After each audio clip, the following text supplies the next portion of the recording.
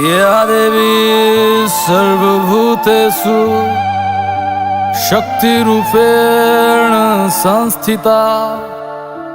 नमस्तस्यै नमस्तस्यै नमस्तस्यै नमो नमः। भीमा काली दुर्गा काली महाकाल की महाकाली।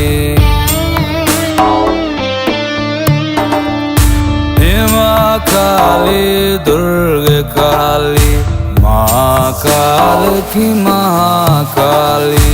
भीमा काली दुर्गा काली महाकाल की महाकाली।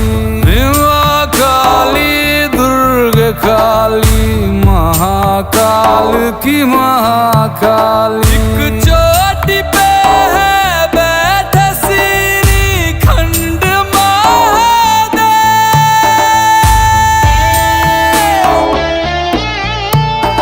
एक चोटी पे है बैठी मेरी भीमा काली।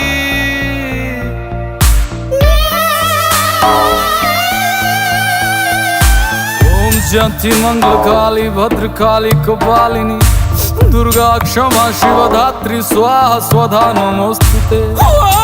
जयंती मंगल काली भद्र काली कपालिनी दुर्गा क्षमा शिवधात्री स्वाहा स्वधा नमोस्तुते। भीमा काली दुर्गा काली महाकाल की महाकाली। भीमा काली दुर्गा काली महाकाल की महाकाली।